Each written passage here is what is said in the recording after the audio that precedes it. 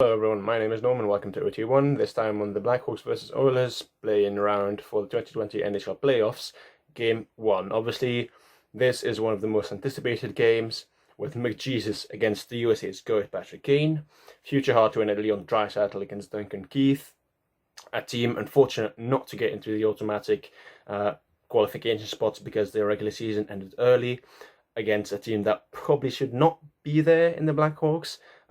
This has the making of a sweep for the Blackhawks. Should the Hawks solely focus on McDavid and Draisaitl, they will just continue the regular season form and not be good at all. However, it has to be said that Chicago possibly has greater offensive potential in Patrick Kane, Jonathan Toews, Kirby Dach, DeBrincat, Alex Nylander, and obviously Dominic Kubalik, who had a mad night with 5 points, 3 assists, 2 goals. Should they perform? They performed the first game, remains to be seen if they perform the second, third, fourth, and potentially fifth. So Chicago probably has the edge in goaltending in Corey Crawford, as we saw today with Mike Smith having an absolute howler of a night. But we're talking about a team that is rivaling the Habs for the team that probably least deserves to be in this playing round. So let's get into game 1. Connor McDavid actually opened the score on a power play after Chicago had too many men on the ice.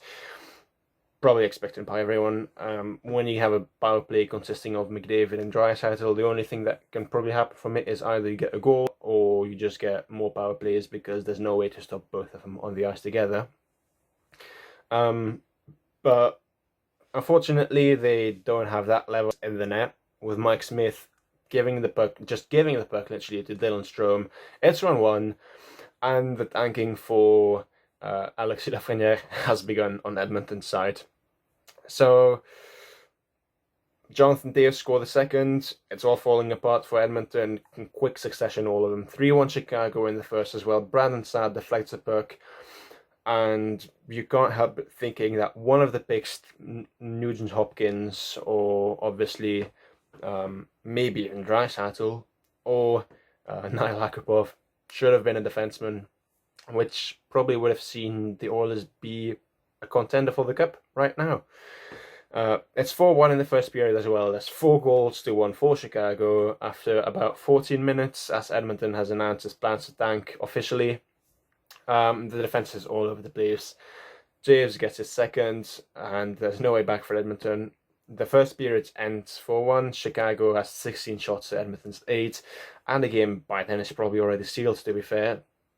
If and only if Chicago manage to avoid taking bad penalties and avoid having McDavid and Draisaitl on the ice simultaneously, they can probably win this game. They can probably win the series. However, as expected, Edmonton came out in the second period flying, tried to rectify the horrendous first period, and they tried to get a power play, and they scored actually on the power play right away. So that's the way for Edmonton to score on the power play. Draisaitl this one gets his first, but Chicago can't afford to give penalties away, just like I said already. And they need to combat Edmonton. Edmonton's defense is very fragile, obviously, and the PK is probably Chicago's weakness. So Edmonton looking for power plays. Chicago probably needs to improve that going into game 2. But equally, Edmonton needs to find a way to score goals outside the power play as well. But pretty much straight away after that, Kubalik gets a 5th for Chicago. Mike Smith is having an absolute nightmare, and this night is over after just 25 minutes. Mikko Koskinen comes in, and he actually had a really good game. He obviously let 1 goal in still, but Mikko Koskinen might be the key to defeat the Blackhawks. Mike Smith is not the way to go in this series. He had an absolute nightmare of a game. This is going to impact the team, not only obviously having lost game 1, but it's also going to impact them psychologically, and it'll be interesting to see how Edmonton recovers from that defeat. Chicago actually continued to play positively and continue to try to get the scoreline out of reach, which obviously by then 5-1 or 5-2 rather is hard to catch. But if you get a 6th one, a 7th one, it not only puts this game out of reach, but potentially the series again with psychological effects, and then you can concentrate on just getting the puck to the players perhaps who wouldn't have as much ice time, getting confident in your team, getting confident in your teammates, and also tiring the other team out. On their 5th Power play, 3 minutes before the end of the second, Kubalik actually gets a second goal of the game and his 5th point of the night, breaking the record, I think, for a playoff debut. And in line with that, also Edmonton gives away way too many penalties. It's all good and well scoring on the power play, but you also need to be able to defend the other team's power play. You need to be able to kill the penalties, and you need to be able to grab the opportunity when it arises and make something of it. So the intermission didn't much help Edmonton offensively, as they were still outshot 35-23 with 15 minutes left in the game, and the only team likely to score, or that looked like they were going to score at any time, was Chicago. However, as the game went on, Edmonton in the third period looked much better on defenses. They looked much more stable. They didn't actually concede any goal in the third period. They did score 2, and that's what they need to keep from this game and bring it to the second one. Chicago still created lots of chances, but obviously was able to afford to miss a few, miss the net, hit the post, like they did on empty net a few times. But Edmonton on the power play, you guessed it, got a third one. The score was 6-3. You don't know with Edmonton, obviously, with guys like McDavid and Draisaitl, anything can happen, truly. And Nugent Hopkins, with a deflection, gets the 4th on an Oscar Klefbom shot just 30 seconds after James Neal gets the goal of the power play. They score 6-4. McDavid actually getting his 4th point of the night.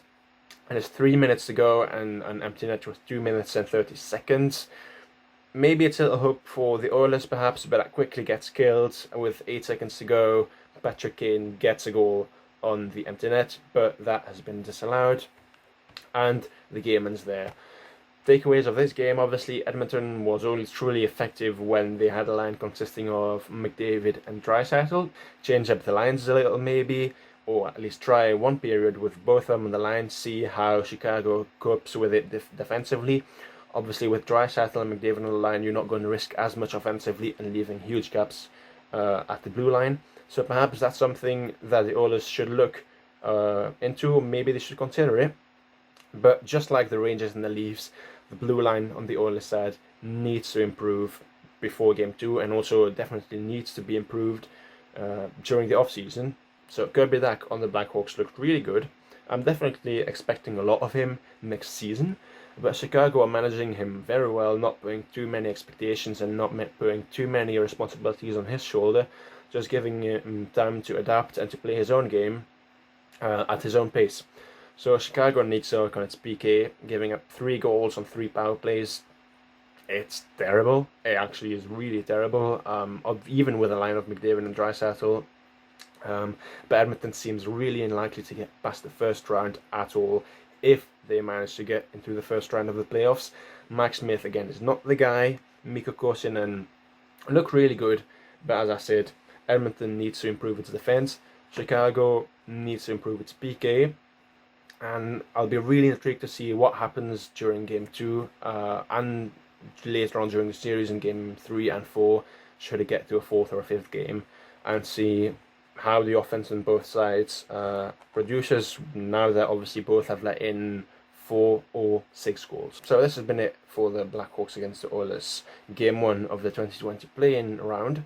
I'll obviously do many more reviews, as many as I can, but I can't do all of them. I probably won't do any round robin reviews or recaps, but this has been it. My name has been Norman, and I thank you very much for watching.